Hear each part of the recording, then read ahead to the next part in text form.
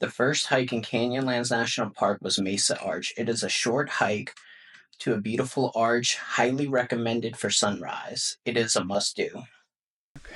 Mesa Arch Trail in Canyonlands National Park. This is my first hike at this national park.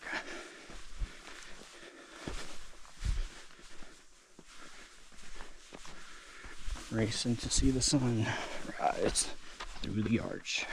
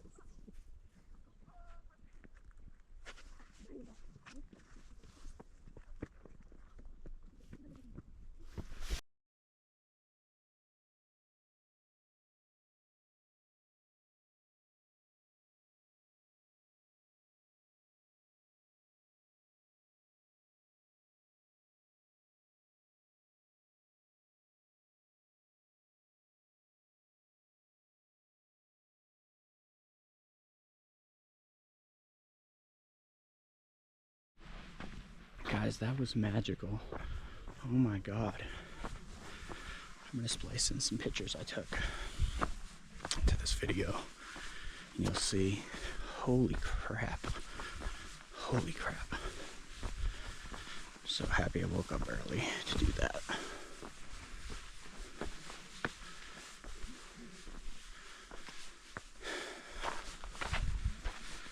Now to figure out what I'm gonna do for the rest of the day.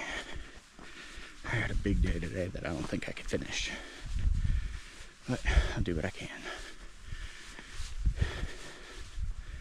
Forgot to take a leave last night. My knees are hurting a little bit more than normal, but they're still okay. They're better than they were at the end of the day, so that's a plus.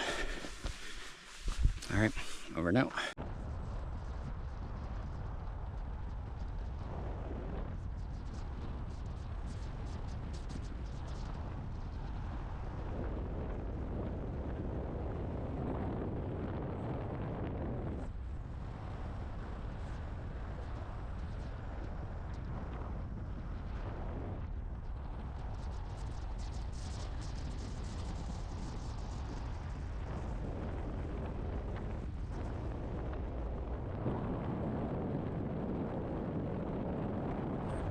View Point Overlook Trail was the second trail of the day.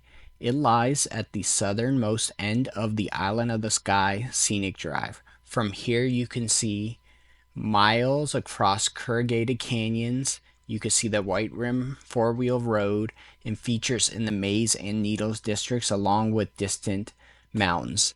This trail follows along the rim with breathtaking views on either direction.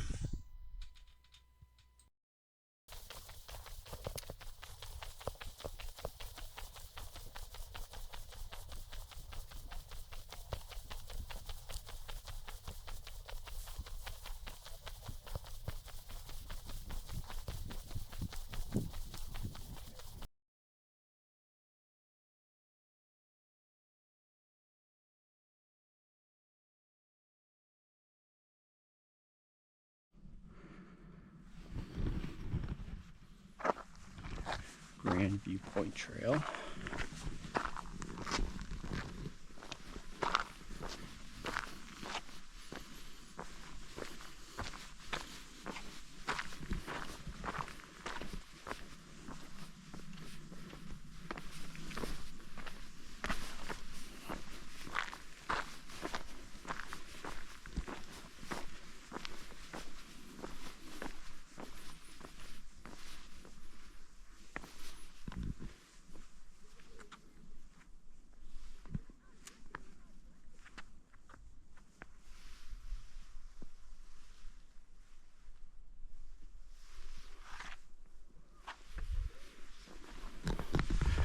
waterfall I want to have.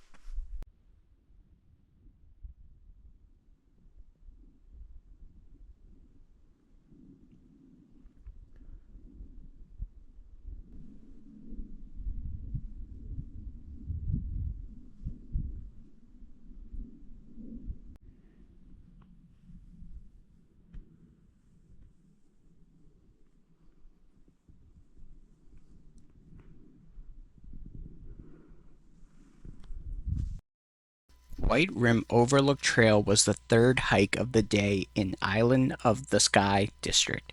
It is a 1.8-mile out and back hike to the very end of a large mesa overlooking deep canyons below. From the overlook, you can see for miles in all directions, with views of awesome red rock formations, Monument Basin, and the deep canyons of Canyonlands National Park. Juniper trees and lizards will keep you company along the trail. Alright guys, I'm here for hike number 2 of the day, White Rim Overlook.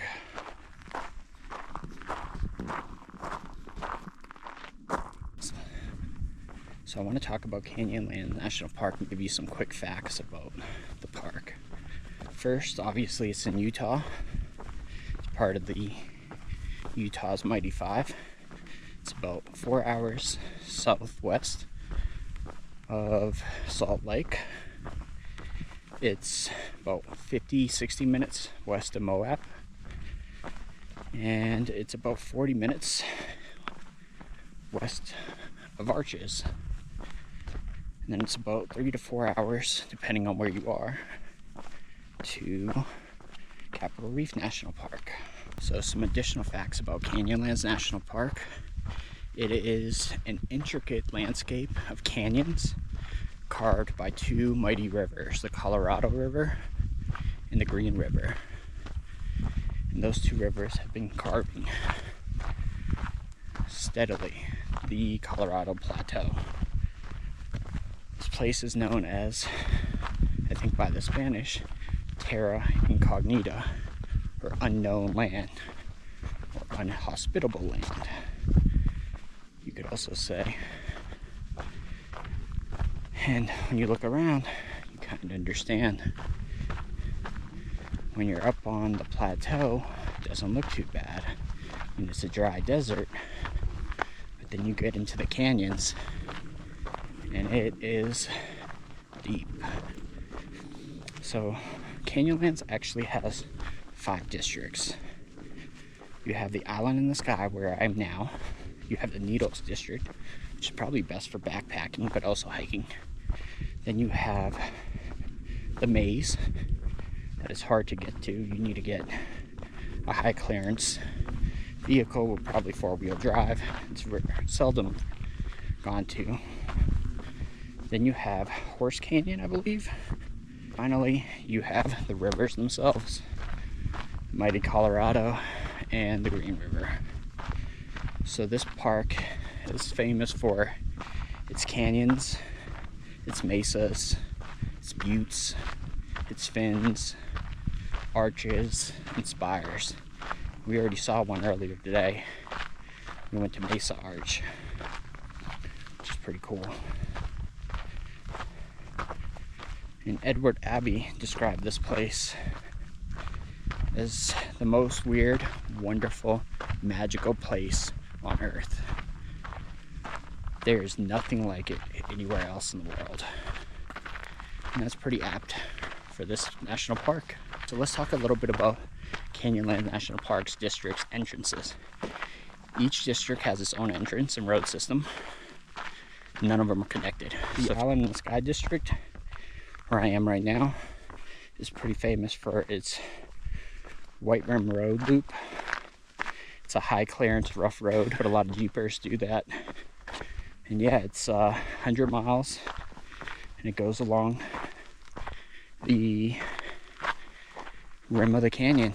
Entrance fees to Canyonlands National Park. There's an entrance fee, $30 per vehicle, good for 7 days.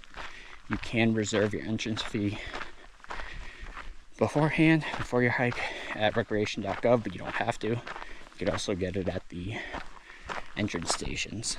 Finally, permits. Permits are required for several activities in Canyonlands National Park. They include backpacking, off-roading, rafting, horseback riding, and I think that's it. So let's talk about the weather in Canyonlands National Park. What can you expect? The best time, in my opinion, to visit Canyonlands National Park is April, May, September, October. Everything else would either be, if you're sensitive to cold, too cold, or if you're sensitive to heat like me, just too hot. To give you kind of a breakdown, in March, November, it's highs in the 50s, lows in the 30s. April, October's highs in the 60s, lows in the 40s. May, September, highs in the 80s, lows in the 50s. June, July, highs in the 90s, lows in the 60s. And December through February, highs in the 40s at best, lows in the teens. So yeah, that's the weather you could expect. You could plan your trip accordingly. So let's talk about Canyonlands National Park's visitor center. Each district has its own visitor center or ranger station. Island in the Sky and Needles visitor centers are the most popular, so they get the most visited. They have exhibits, park rangers, water, bathrooms, a store, permits, and Wi-Fi. So each visitor center usually has a ranger program. They usually pick up in May, sometimes in April. But always check in and see what they have. They might have geology walks and talks. They might have evening strolls. They may have morning strolls. Have a lot of things, so check that out. You can check the website or just stop by the visitor center and just ask. So let's talk about food and gas in this national park, and showers and laundry. There's none, so get gas before you come in to either each of the districts. Get the food you need for however long you plan to stay. And the only place that I know of that has showers in this general area is the Moab Recreational Center. It's a gym and aquatic center. And yeah, they allow day passes for $12. You can take a shower there. Laundry, I'm not entirely sure where you can get laundry done. I should have done a little bit of research on that. But if I find out, I'll put it somewhere down here. Now, in the Needles district, they do have Needles Outpost. And I think there they have camping, showers, and gas. The gas is pretty expensive, so try to stock up before you get there. So let's talk about the campgrounds at Canyonlands National Park. There are just 2 campgrounds in Canyonlands National Park. Willow's Flat in the Island District only has 12 sites, $15 per, and they're first come, first serve. I do not think you could reserve any of them. And then you got Squawk Flats. The Needles District has 26 sites.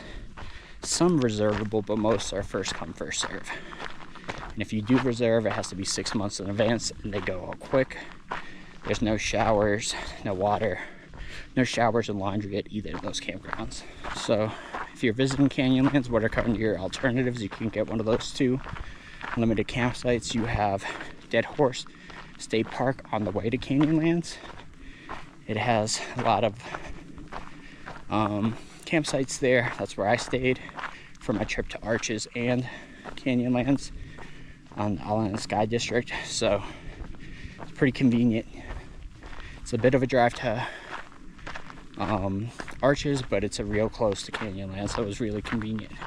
You have Moab Valley RV and Resort, and finally you have BML lands all throughout the major highways. There are several along Highway 313, which is the one that takes you into Canyonlands. There's Horse Thief Campground. There's several others. So take a look at that. The BLM campgrounds. There are a lot of them. There's 26 from what I know in this area. So just look those up. Those are pretty good alternatives. Bring cash if you do plan to go those. And they are first come, first serve. And there's a fee. The fee amount varies.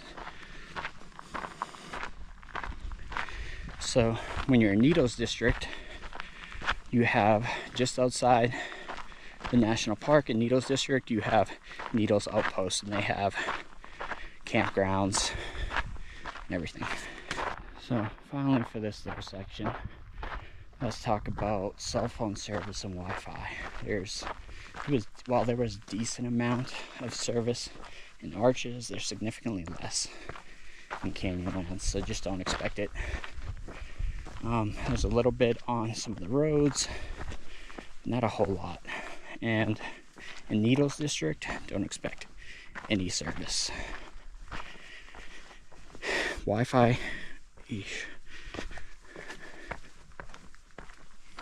Wi-Fi is available at the visitor center for those of you that absolutely need it.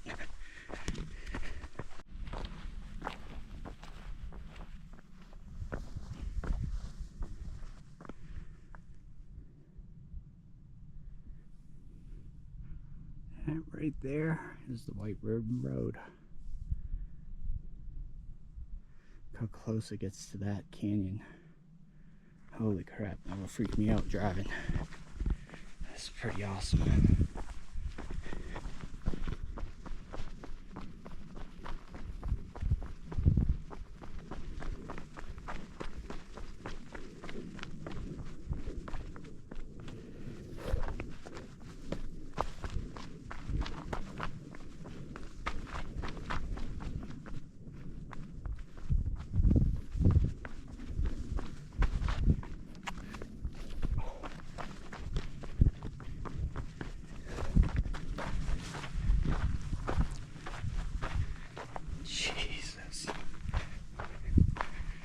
Wow. Terra incognita indeed. But beautiful. Quiet. So quiet. It's amazing. I read that they try to build a dam here, and Secretary of the Interior, I forgot who exactly it was, but Mr. Udall saved this place as a wilderness. Wasn't the only person. Holy crap. Oh.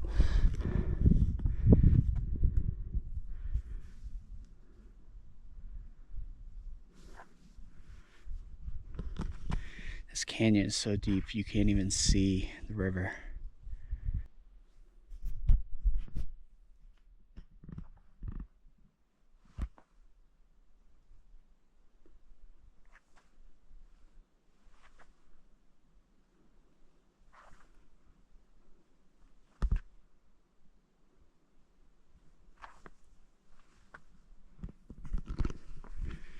Imagine coming upon this without knowing it ever existed. You're the first person to see this.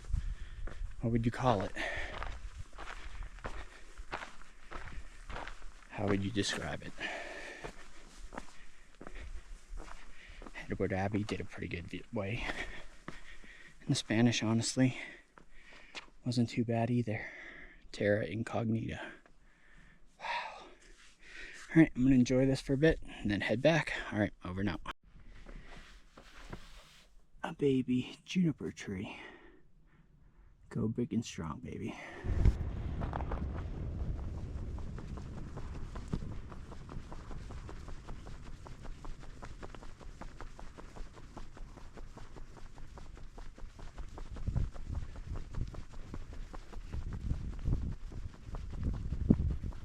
Like me to take a picture? Thank you.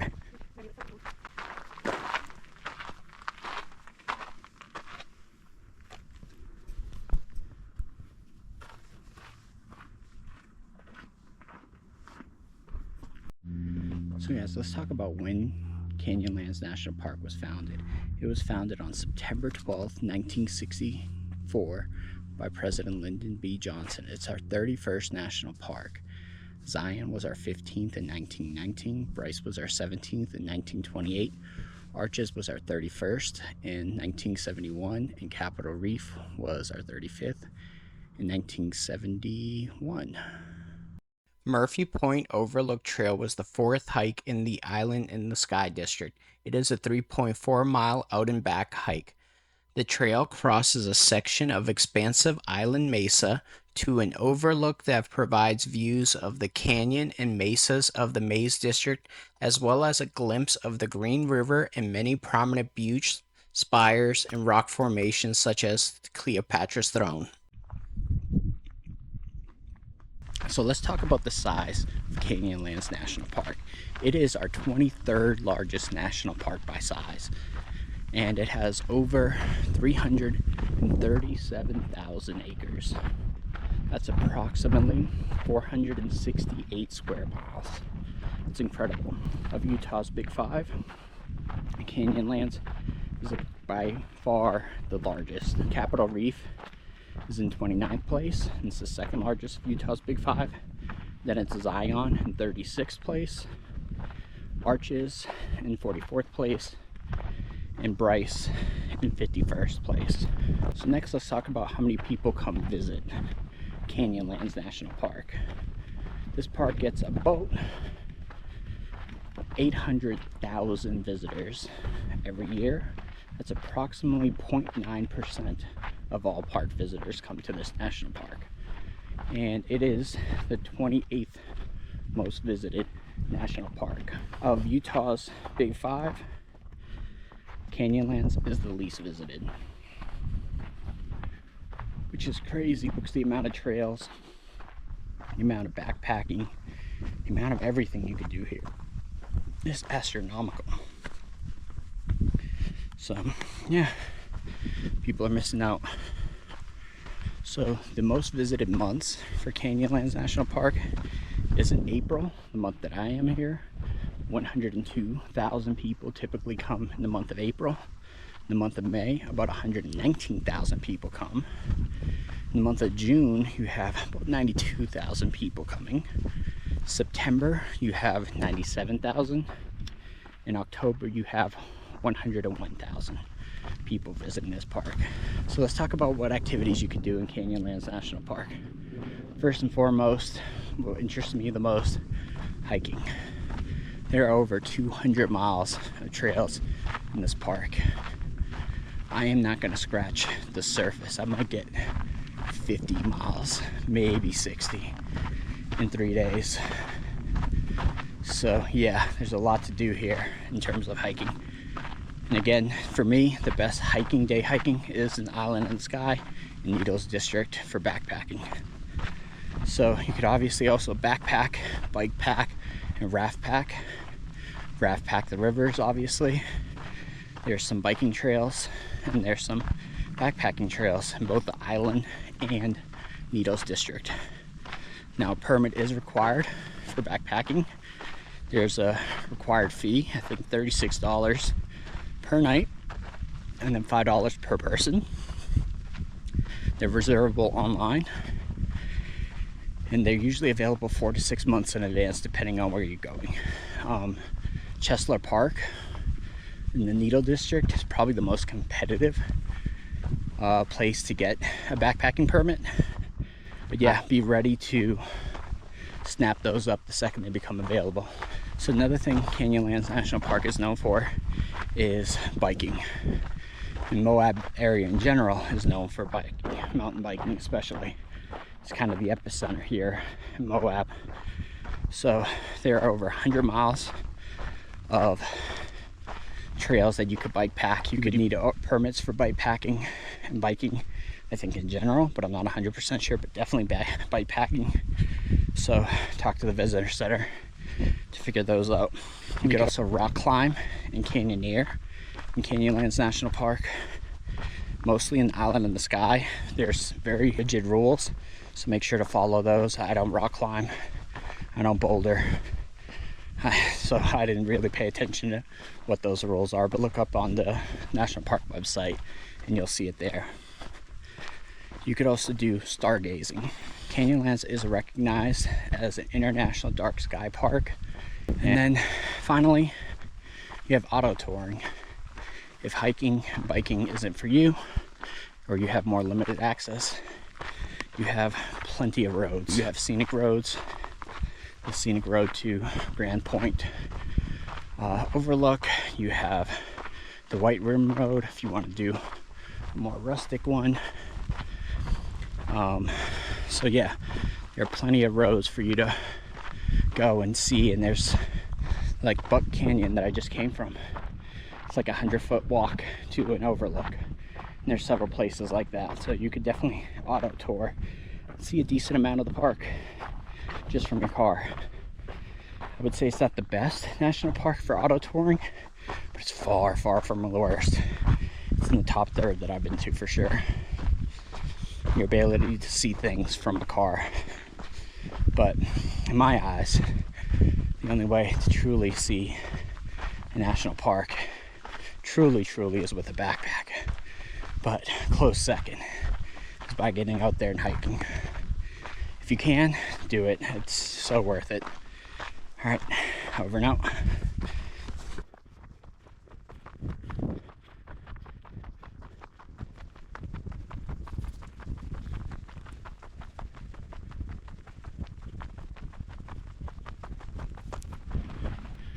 I just want to mention what a contrast to Arches National Park.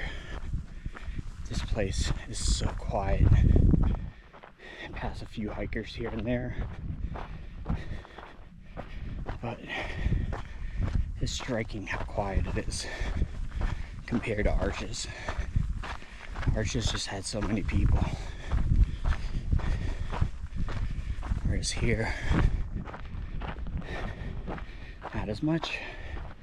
There are a lot of people this morning at Mesa Arch to see the sunrise, but I've done 3 hikes since then and have barely seen a person. No waiting in lines to get a picture.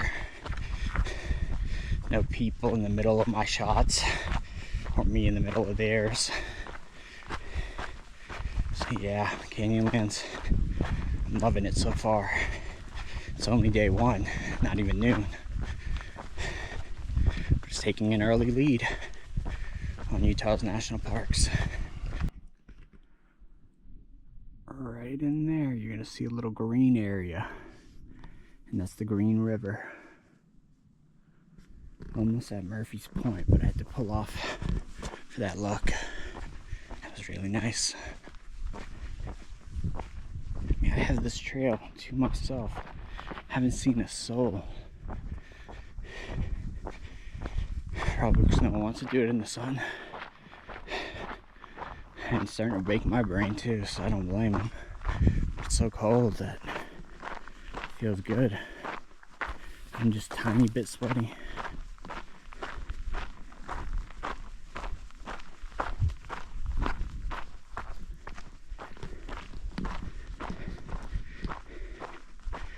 Utah juniper.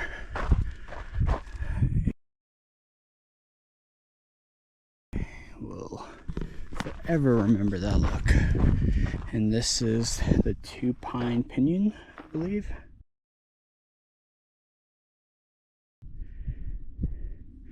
Very cool. Look at that. I'm a botanist already.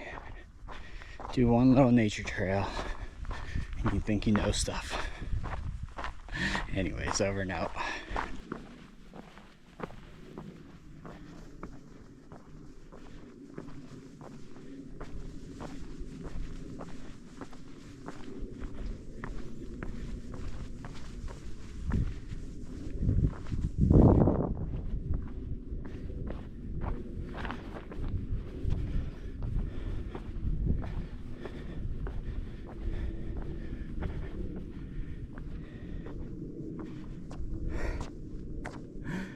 Wow.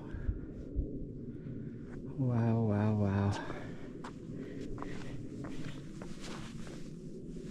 There we go. Look at the Green River. I see it. It's right there.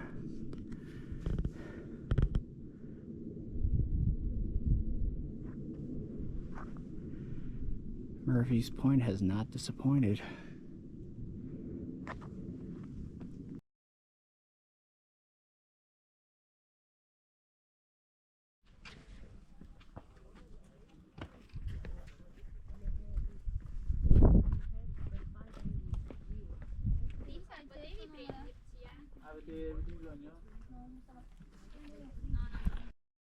Aztec Butte Trail was the fifth hike in the Island in the Sky district. It is a 1.6 mile out and back hike. The trail follows a sandy wash and then splits. The western fork takes you to two ancient granaries, while the eastern fork ascends Aztec Butte for spectacular views. Both trails require scrambling up slick rock and ledges.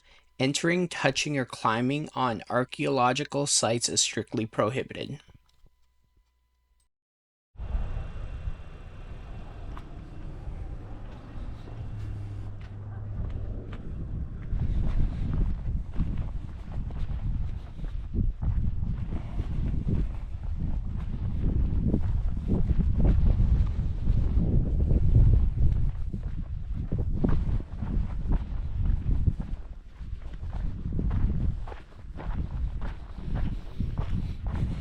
It's crazy to think people lived here. 700, 800, 900,000 years ago, 2,000 years ago.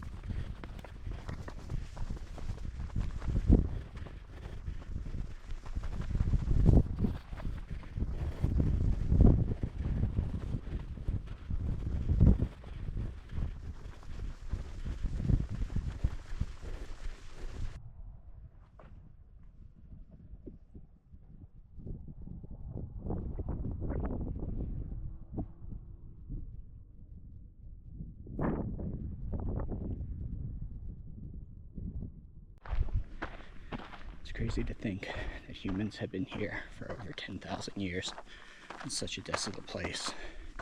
The remarkable thing is it hasn't changed that much since that time. We have more roads, don't get me wrong, but a lot of it's still preserved as it was. It's pretty incredible. So the history of Canyonlands National Park can be divided into four distinct time periods. You have when the natives were here, then European settlement in the Spanish and Mexican Empire, then American migration west, and then the park's foundation protection. So initially the natives in this area were hunters and gatherers. This was during the time frame of 8,000 BC to about 500 BC. They were primarily nomadic. They didn't put roots here. They were tribal families that just roamed around and tried to find game, and hunters and gathered their food. At approximately 1000 AD to 1300 AD, farming became a thing for Native Americans and the Fremont people, and later the ancestral Puebloans migrated here and put roots in this area. And I believe probably one of those granaries might have been one of theirs. So they lived primarily here. They farmed more. They obviously did some hunting and gathering, but they had roots. So at about 1300 AD, there was a severe drought in this area due to some climate change, and the ancestral Puebloans and any Fremont Native Americans moved out. Shortly thereafter, the Paiute and the Ute Indians moved in. And these tribes, and later the Navajo, and there's some others, and by the 1500s, Spanish influence started to show because they started to have horses. So yeah, that is the Native American portion of the history of Canyonlands. So the next major time period is the arrival of the Spanish and Europeans. And the arrival of the Europeans changed the game substantially, and it was never the same. And often, not exclusively, not for the better. When the Spanish first arrived, they found it impassable, impenetrable, and they utilized native tribes to help them. And the Spanish, when they first arrived, called this area Terra Incognita. It was so far from the Spanish cities in New Spain that they didn't pay a lot of mind to it. They just kind of set up some trading posts. Since it was so far, they didn't really try to colonize and subjugate as much as they would have in other places and had done in other places. Instead, they established strong trade network, and largely had an okay relationship with the Native Americans, especially compared to other places in the Americas. However, by 1821, Spain fought for and obtained their independence. However, the Mexican Empire was just ripe with problems, political instability, mounting debt, so it caused a lot of problems, especially in the more remote areas. And one of them was the Texas Revolution. Mexico initially thought inviting Americans was going to be a good idea because it might help them with the Comanche tribes that were raiding. Sadly, Spain didn't learn. He never invite Americans anywhere. Americans quickly broke every promise they made to come here, and then declared independence and fought for independence, which Texas eventually won. Shortly after getting independence, all the white people, the Americans, pushed all the native people, the Tejanos, who had lived there for generations, out of their land, out of their homes, out of the government, and they petitioned to join the United States. So fast forward a little bit, you have the Mexican-American War, where we invaded Mexico under false pretense. President Polk went before Congress and said Mexico has shed American blood on American soil. The reality was the United States incurred onto Mexican land, and the Mexicans defended themselves. But anything America has learned is to never let the truth get in the way of a good war for expansion. So yeah, eventually we invade Mexico, take it over, capture the capital. As part of the settlement negotiations, peace treaty, we get Utah. And that's how Utah, Canyonlands, became part of the United States. Man, oh man, what a climb.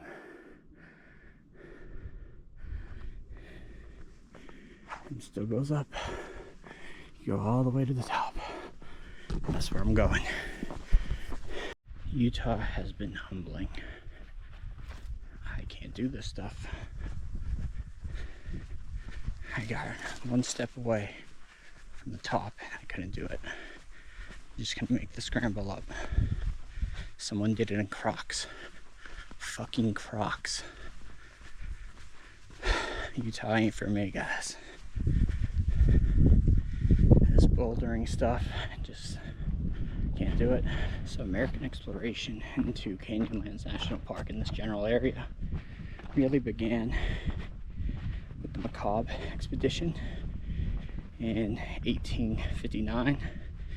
And during this expedition, they saw the pinnacles of the Needles District, but it was really explored by John Wesley Powell in 1869, where he went down the Colorado and Green Rivers and mapped out this area pretty well.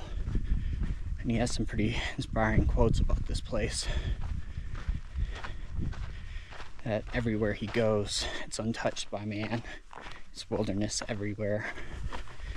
And Canyonlands, even to this day, kind of feels that way.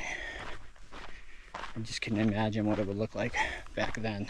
So in the 1880s, pioneers and missionaries from the Latter-day Saints moved into the area. Miners and ranchers began to come in as well. So missionaries from the Latter-day Saints, Mormons, basically created a little establishment here. And in the 1880s and 1890s, many ranchers used this as winter pastures, so overgrazing became an issue. And yeah, there started to be a movement to protect this area. World War II was game-changing. The search for uranium caused the development of a lot of roads in this area, and this helped develop the area a lot. It made national parks a little more easier to create.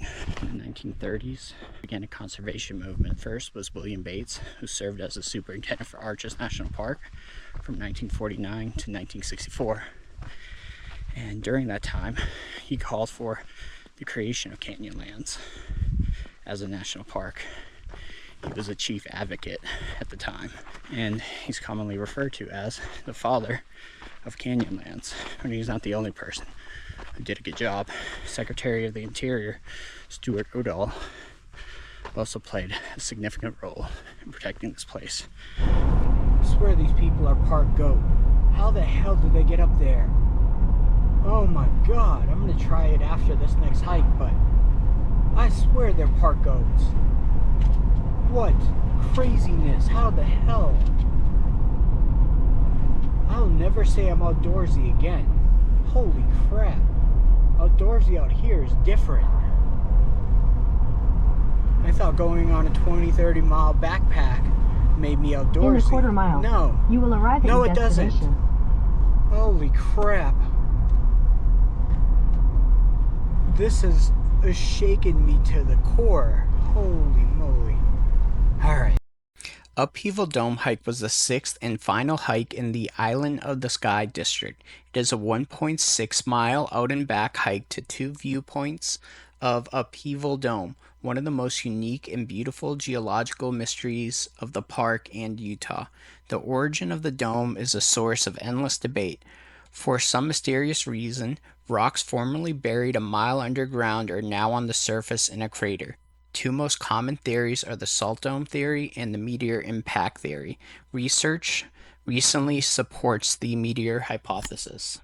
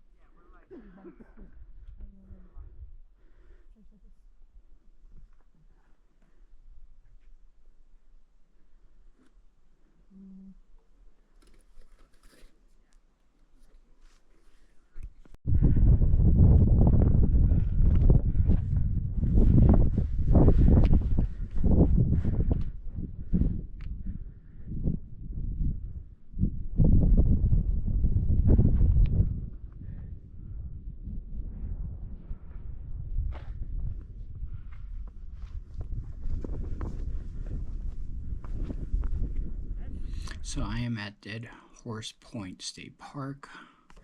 This is my campground. Last night did not sleep too well, so hopefully tonight I'll sleep well.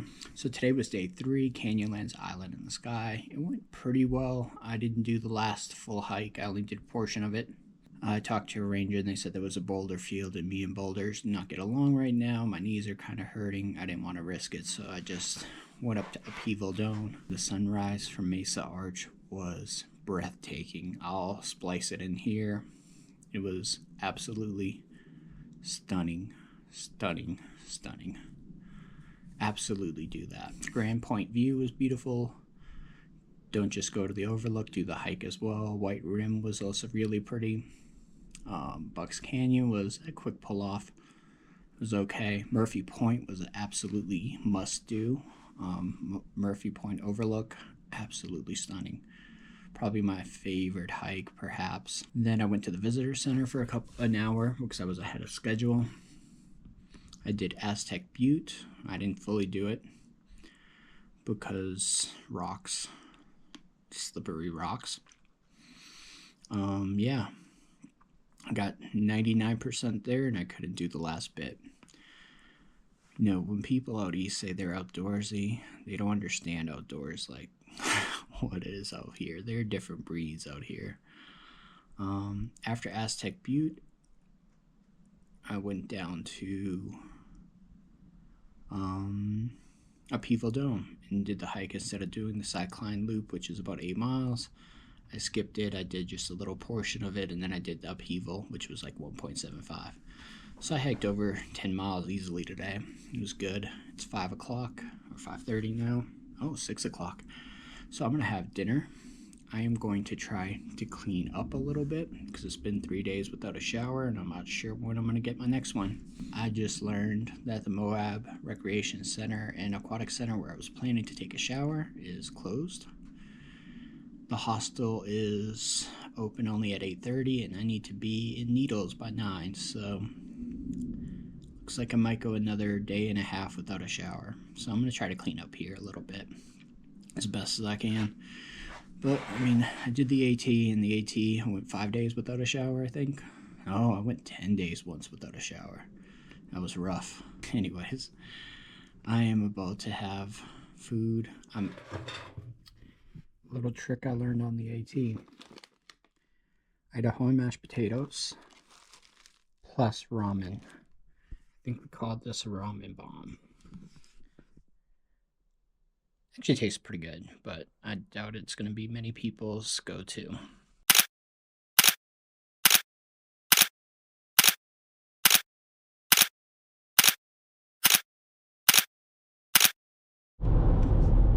So what's up, guys? It is about 8 a.m. and yeah, I am heading now to the Needles district of Canyonlands National Park. I had just finished all the hiking that I wanted to do except for one hike I didn't do. The cycling loop, but yeah, so Island in the Sky, check mark. Now Needles district for my backpack. The only backpack on this trip, unfortunately, but still it should be fun, should be enjoyable. So I'm excited to start the backpack in a couple of hours. I have a trip planned where it's like 11 miles of backpacking and then another 9 or 10 miles of day hiking. And yeah, I don't know if I'm gonna do the day hiking portion because of my knee, but still just excited to be in the backpack. I'm hoping not too many boulder fields because I can't take it mentally, physically, emotionally. I can't take those damn boulders anymore. Please, for the love of God, no more boulders. But I'm in canyon country, so I'm sure I'm gonna see them. But anyways, I'm heading now into Moab. Going to find a place to do a quick little like AT shower, just clean off a little bit, maybe get some food in town, get gas because I am dangerously low, and yeah, after that just head over to the Needles district. It's about a 2-hour drive, well, I guess an hour and 15 minutes from where I am now, I think, maybe an hour and a half, so that's the goal. All right, over and out. Alright guys, so I just finished at the city market here in Moab. I also hit Gearheads Outfitters. It's an amazing store. Holy crap. I got one more backpacker's meal, dehydrated meal, and from the city market, I got that fresh fruit, just what the doctor ordered.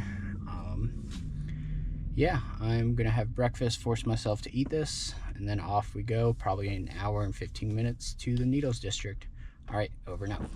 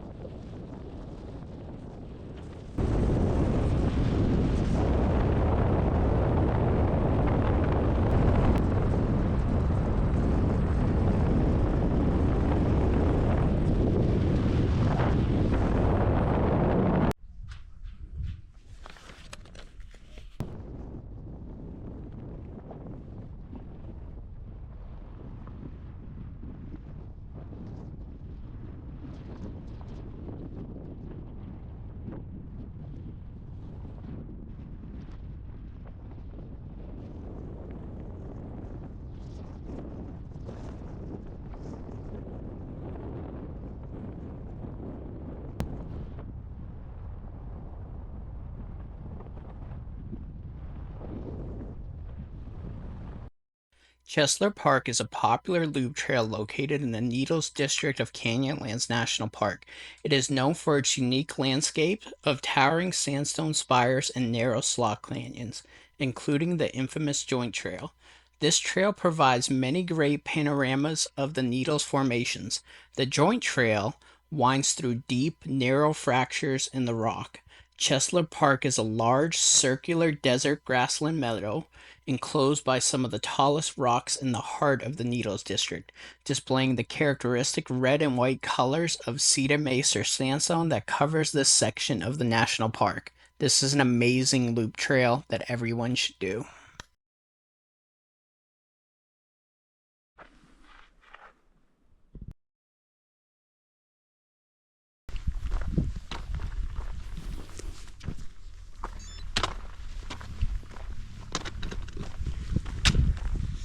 Let's go to Chesler Park, guys, into the Needles.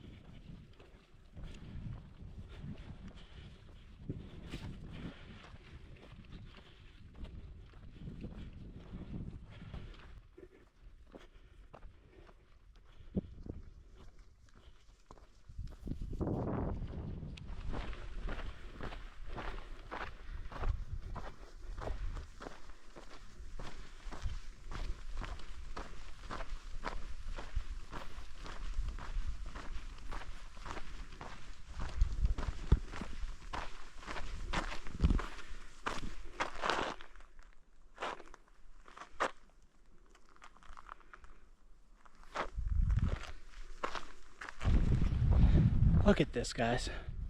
Look where I am, in the middle of nowhere. Why would anyone sit at a desk for a little bit of money when they could experience this? I have no clue why I allowed myself to do that for so long. I don't know why people choose it. To each their own, I guess. But look at this.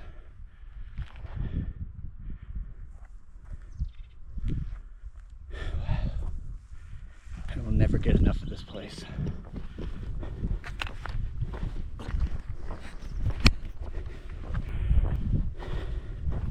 Hey, salamander. Salamander lizard.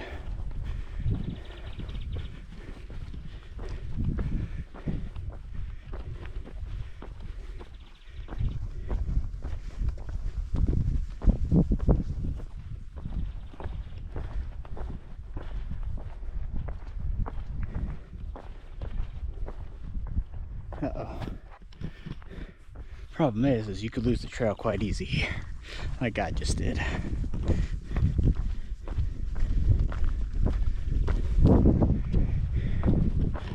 You gotta stop to look around. You can't look around and walk, because you end up off the trail.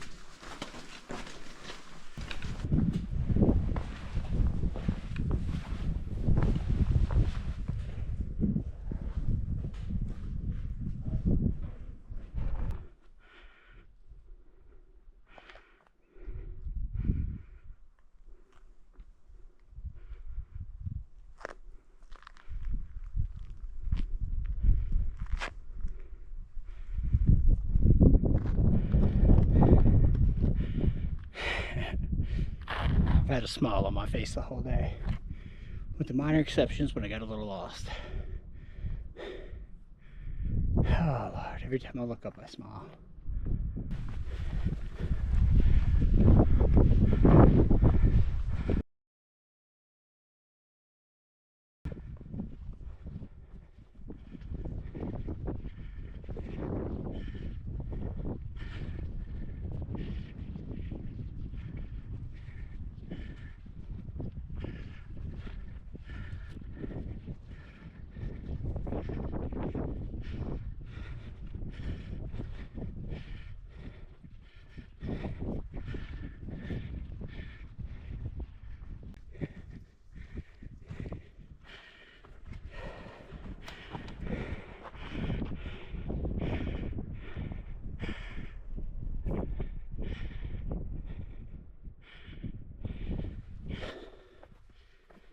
Welcome to Chesler Park.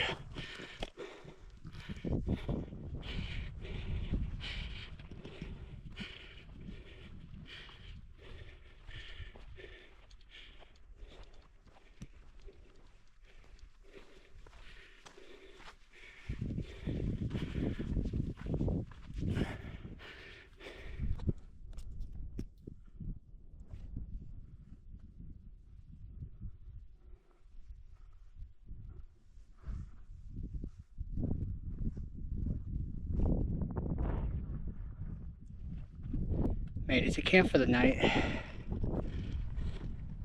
CP3PO.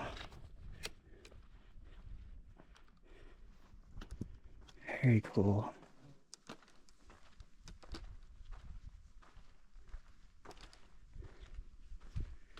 Alright, I'm gonna set up camp and then do some day hiking.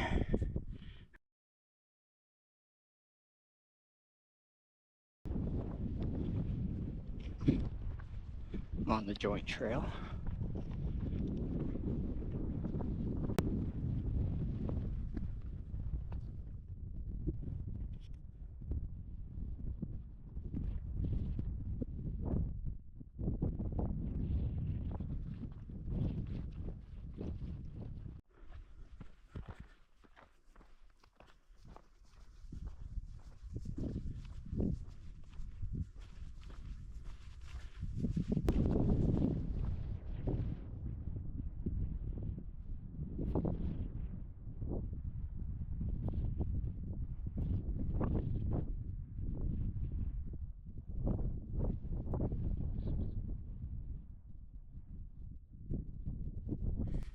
This is the joint.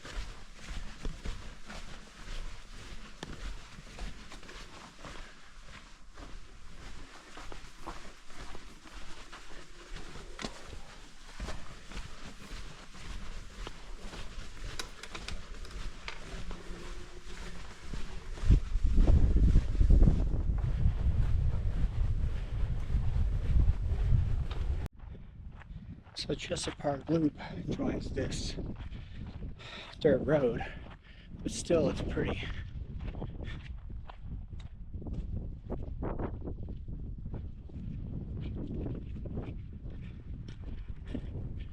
And easy hiking. I'm trying to put away some pace here, because I'm so slow. Oh, it's the end of the eye. Can do without that. Yeah, so I try to put some pace here, because I'm super slow in boulder fields. It's embarrassing. Though I feel like I got a little better today, but it might have just been easier boulders too. Maybe I was a little less anxious. I'm pretty sure they were just easier boulders. All right.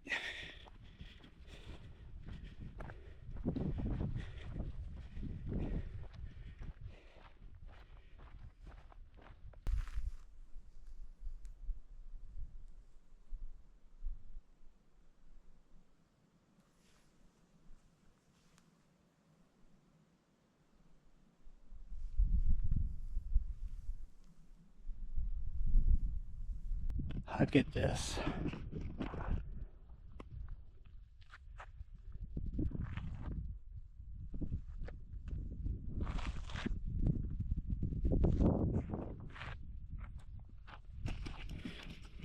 So, doing 6 miles, no water. It's turning out to be a little bit of a mistake. I'm starting to get thirsty. Luckily, it's just starting. And I imagine I'm about 2.5 from my campsite where there's plenty of water if need be. I still got 3.25 liters there. That's enough to get me through the night and back to my car easily. There's definitely no water here. Not even a hint of water.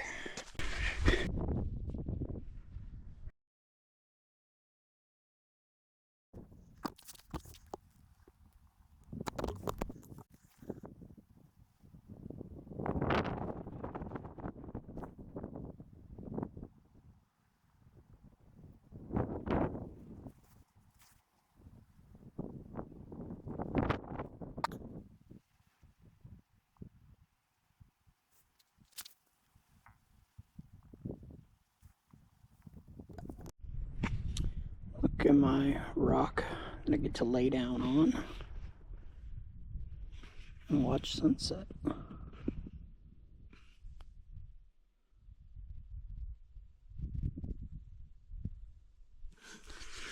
I'm going to try to watch the meteor shower from here too, but as you can see, half the sky is going to be blocked to me.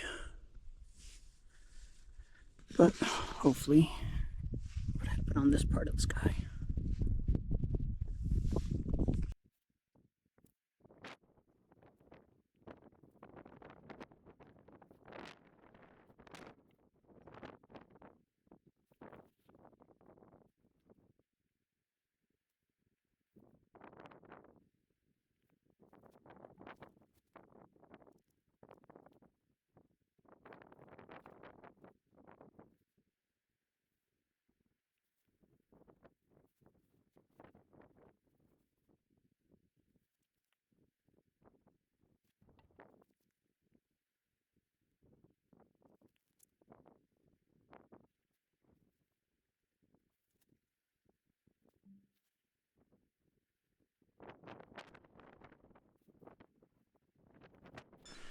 So Bates Wilson is known as the father of Canyonlands National Park, and he would invite government officials to do Jeep tours and have Dutch oven meals with him in the park, or what would be the park, what he proposed to be the park. And this became known as Dutch oven diplomacy. September 12, 1964, President Johnson created the national park. And later in 1971, it was expanded. However, much of Bates Wilson's dream for the park remains unprotected. So Canyonlands, as you've seen, is a showcase of geology. This area was really created in 3 phases. There was the deposition phase, the uplift phase, and the erosion phase. The deposition phase is where most of the rock in Canyonlands that we see today came here from distant mountains through winds and water, and they even say maybe the Appalachian Mountains, and they were deposited here over time, creating the layered cake that we see, the different types of rocks. Then you have the uplift phase. Around 20 million years ago, the Colorado Plateau uplifted on a fault, and this is the same fault that created the Rocky Mountains. So this area uplifted, some people say, about 10,000 feet. Then there's the erosion phase, which is the phase we're currently on. And here the rivers, water, rain sculpts this area. And the Colorado Plateau currently has an average elevation of about 5,000. So you can tell how much erosion's already happened.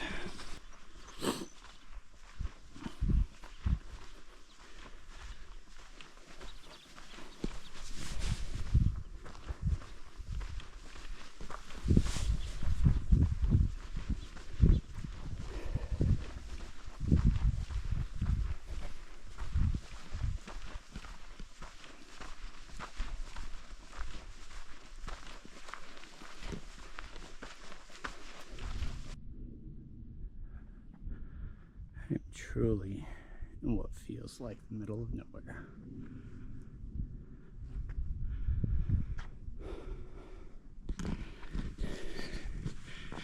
How cool. Some light rock scrambling so far. Nothing too bad.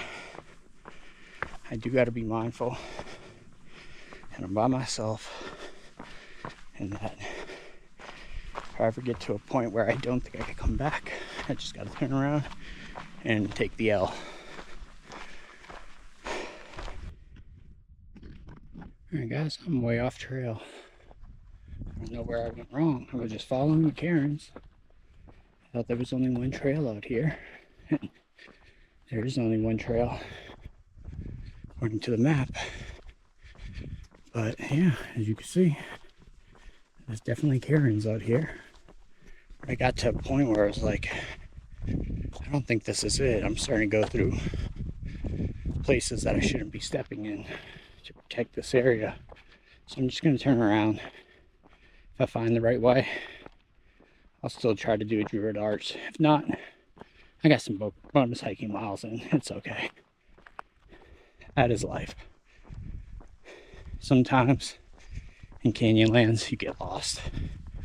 The amount of stories I've heard from other hikers So they get lost once or twice a day. It happens. It's okay. Could always come back and do Druid Arch another day.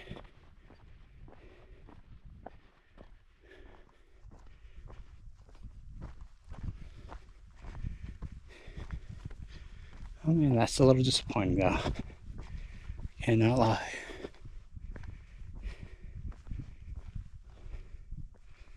Where did I go wrong?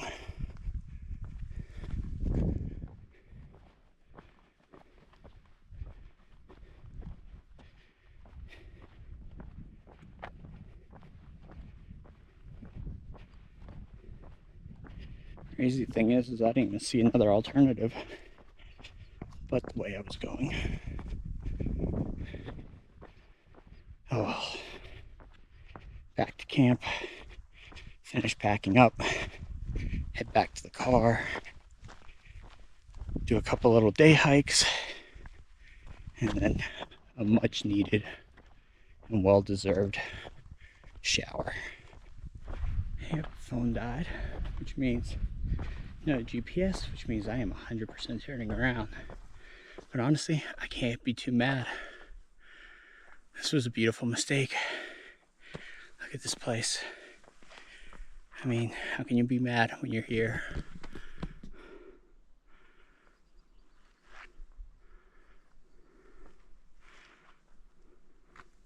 For someone so uncoordinated, I can't believe I made that rock scramble up.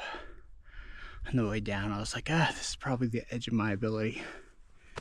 And when I got there, I was like, oh man, what was I thinking? But I made it the first try. My knee hurts a little because I had to put it in a weird angle and push up. I'm telling you, you're trusting so much on the tiniest little crack to hold your whole body weight with virtually no handholds. Canyonlands, canyon hiking is different. It's made for the goats. All right, over and out.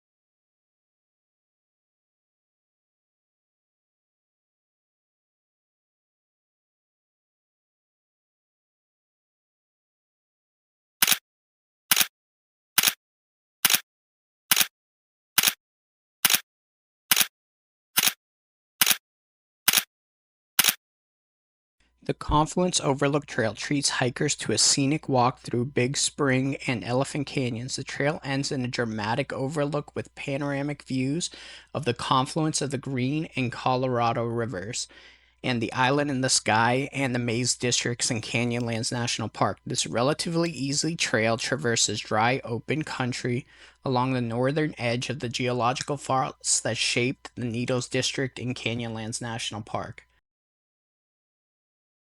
Good morning, guys. This is day 7, I believe. I am in Canyonlands National Park still. I am going to leave this beautiful, majestic place today, but I got one more hike to do. I am going to try to hike out to the Confluence Overlook, where the Green River and the Colorado River merge. These are the two primary architects of Canyonlands, the sculptors of this place, so I kind of want to see it. It is a long hike. It's about 11 miles. It says it's strenuous. I only see 1,000 feet of elevation, 1,000 plus. So maybe it's just technical. We'll see. Hopefully I could do it. I'm not that good at the technical stuff, but let's get to it. We got an early morning.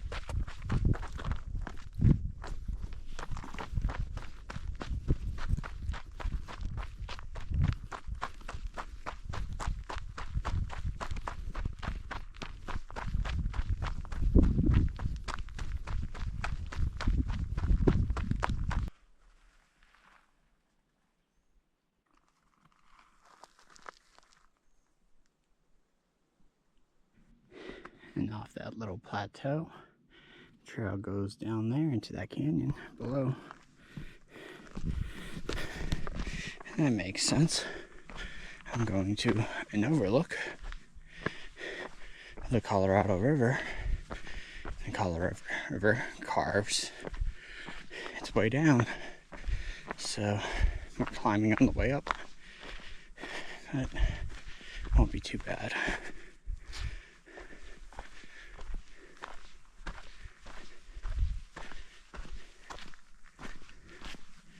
And if I'm honest, I'd rather go up these canyons than down these canyons. I've always been weird like that as a hiker. I'd rather go uphill than downhill.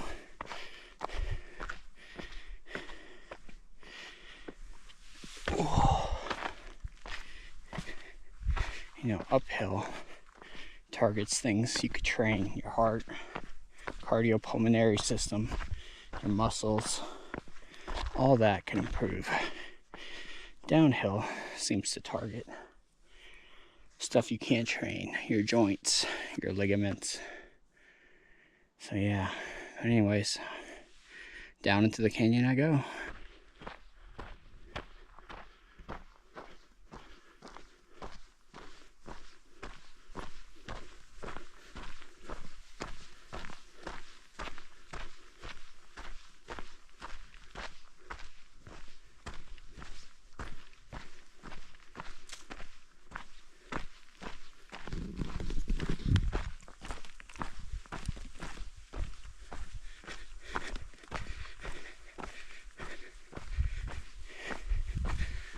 This place just leaves you with the biggest grin. I mean, I have it to myself. No one was at the trailhead. I'm guessing because it's 11 miles. It's too far for the normal, everyday visitors to Canyonlands. They put on the sign back there that it's a strenuous hike. In the beginning, the climb down and over the first canyon was a little rough. The last half a mile to a mile has just been this beautiful walk in a bowl, almost surrounded by layers of rock everywhere you look.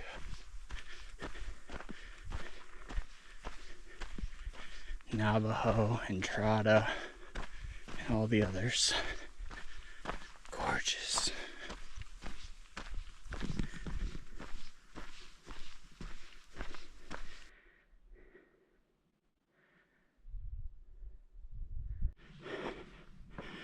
Oh, I wonder how few people see the Needles District from this area. Holy crap.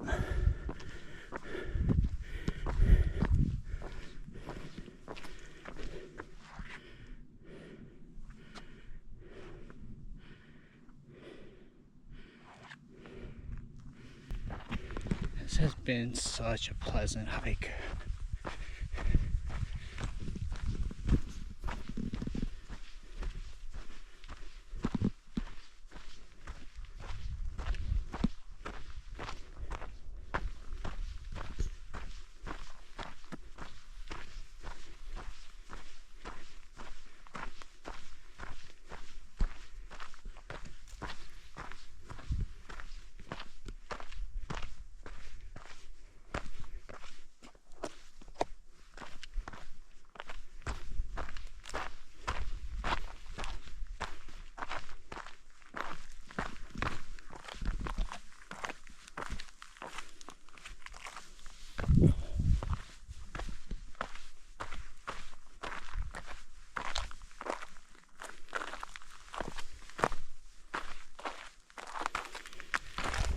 Be coming to the Overlook shortly.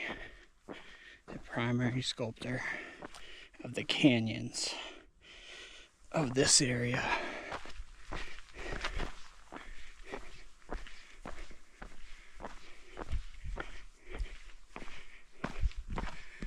Right there is where you see the Overlook.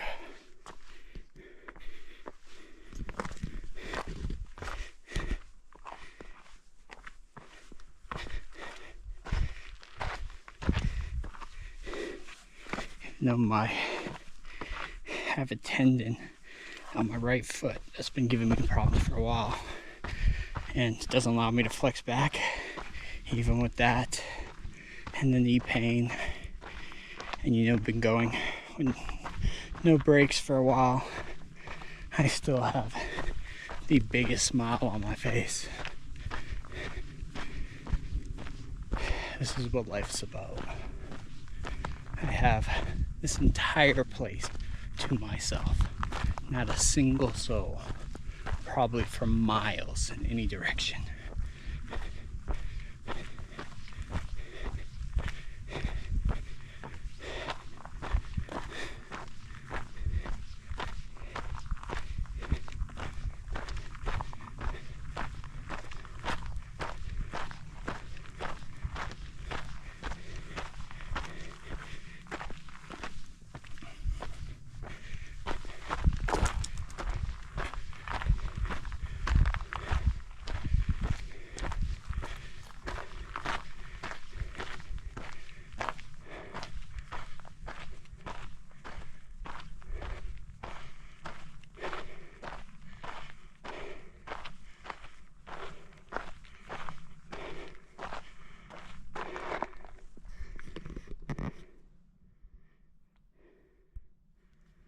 Green River coming in from my left, camera left, from this side. Colorado River coming from the other way. This is the confluence. Those two rivers are responsible for these canyons. Wow. Wow. Well, everything I've been hiking up and around these two rivers caused after the uplift of the plateau. Holy moly.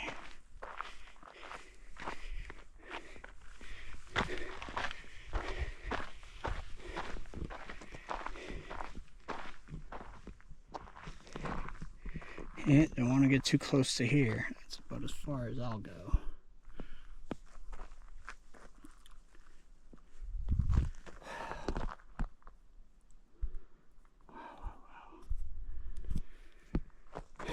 Look at the different striations on that rock.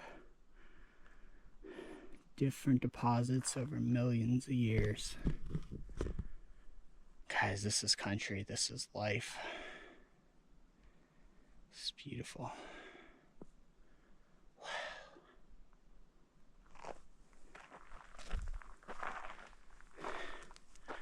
To get me back to working a 40-hour week, one of two things have to happen. One, I start a family, which isn't likely. Or two, they pay me $1.2 million a year. Maybe with that amount of money, they could convince me. I think $100,000 a month might make me go back to work. That's about it. Otherwise, I'm retired. And I'm doing this as often as humanly possible. Alright, over and out, guys. I'm gonna have lunch.